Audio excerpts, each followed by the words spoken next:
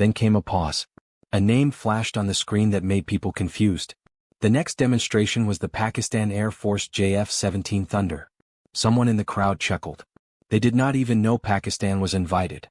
A young British cadet whispered to a friend, asking if that was the jet built with China. A Royal Navy commander shrugged and said it was probably just a diplomatic gesture. He hoped they would not embarrass themselves. Down on the flight line, the JF-17 looked ordinary. Its gray paint shimmered in the afternoon sun. It did not have the sharp angles of the F-35 or the sculpted intakes of the Rafale. It had no swagger. It was just a single-seat fighter parked quietly between giants. Two engineers in Pakistani flight suits made final checks. The pilot had not come out yet.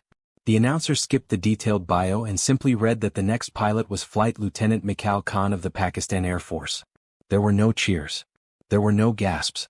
Just silence as spectators turned their backs to get coffee before the next F-22 run. But then a small detail caught someone's eye. A British spotter zoomed in with a long camera lens and frowned. He asked who the guy in the cockpit was.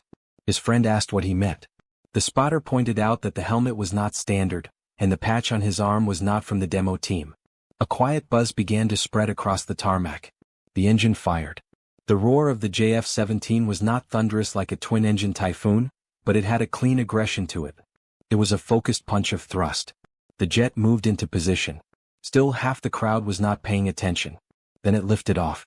It did not fly a lazy arch like most demo runs.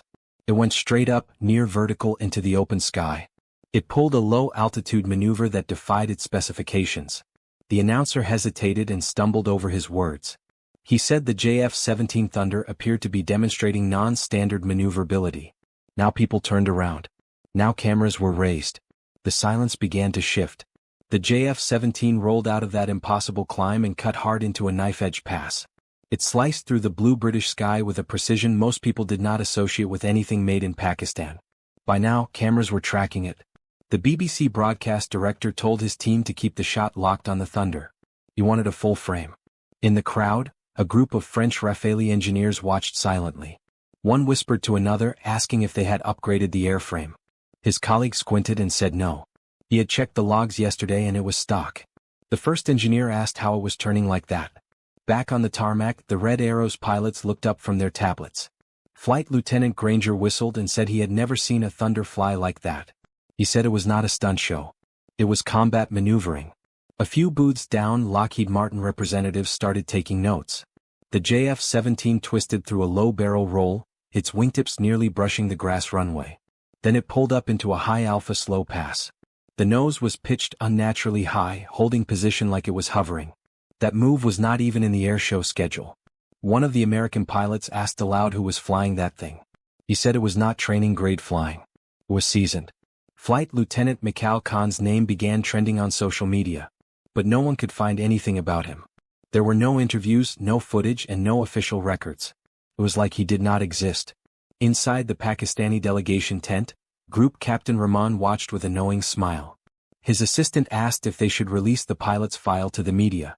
Rahman shook his head and said no. Let them wonder first. A reporter walked by and asked who the pilot was, noting that this was not the routine they submitted.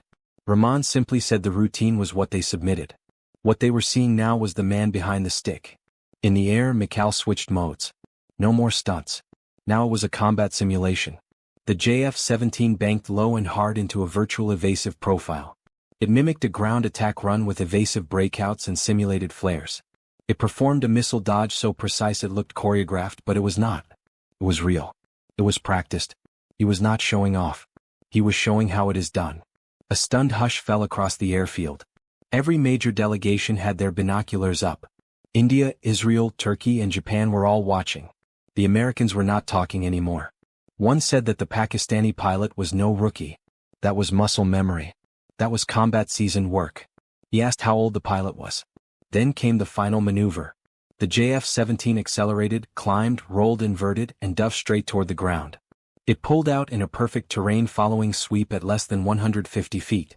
It sliced over the runway with afterburners blooming. Just as the nose passed the reviewing stand, Mikal Khan executed a slow one-wing salute. It was not showy or arrogant. It was precise, clean, and confident. It was the kind of salute only a few in the world knew how to give. The JF-17 disappeared into the sky. No smoke. No fanfare. It just vanished behind the clouds like it had never been there. It left a stunned silence behind. The announcer finally spoke, his voice shaky. He announced that was the Pakistan Air Force JF-17 Thunder, piloted by Flight Lieutenant Mikal Khan. But this time the name landed differently. People were searching online, whispering and repeating the name. In the Royal Air Force command box, Air Commodore Ellis told his aides to find the pilot's file immediately. 2 aides scrambled for credentials. But even on military databases, Mikal's record was light. It had a birth year and a few unverified deployments. There was no press and no prior air show footage. Ellis narrowed his eyes and said someone did not want them to know what he had done. At the Pakistan tent, Mikal finally climbed down from the cockpit. There was no victory pose or handshake for the cameras. He removed his helmet slowly, revealing streaks of gray at his temples. He was not some young pilot fresh out of school. He was seasoned. The Indian journalist who had mocked the jet earlier stood quietly nearby, his pen shaking. Mikal simply gave a respectful nod and walked toward the hangar. Near the control tower, a NATO general turned to the Pakistani liaison. He said he had not seen those techniques since Afghanistan in 2008. The liaison smiled and said he probably had seen him before, he just did not know it. The general paused and asked if he was the one in the Skardu incident. The Pakistani officer did not confirm or deny it. Later in the press room, a British journalist asked Group Captain Rahman directly if the pilot was part of a special unit. Rahman sipped his tea and said there are pilots who train for air shows, and there are pilots who train in silence for years. When the world finally looks at them, they do not just fly. They leave a message. By sunset, the JF-17 was trending in 12 countries. Footage was dissected by aviation analysts and rival air forces.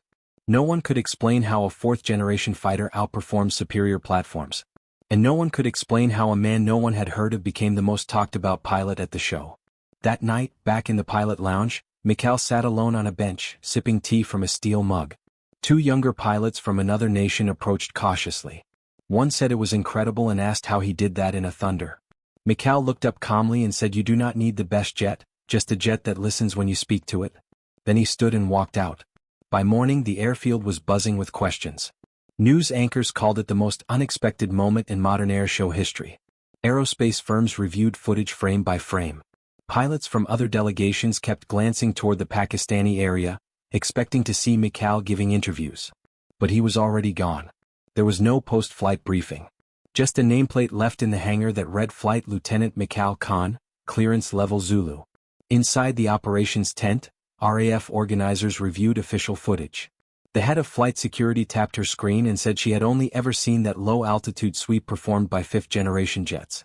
Someone whispered that the JF-17 was not a fifth-generation jet. A U.S. defense contractor finally said what everyone else was thinking. That was not a JF-17 showing off.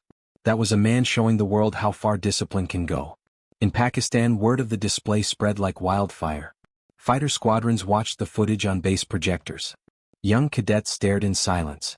One instructor told his students that is what confidence without arrogance looks like. The air chief simply smiled and said that is why we never retired him. 2 days later, in a secure hangar in Islamabad, Mikal returned the helmet. An officer asked if he was sure he did not want his name on it this time. Mikal just smiled and said they already know the jet and that is enough.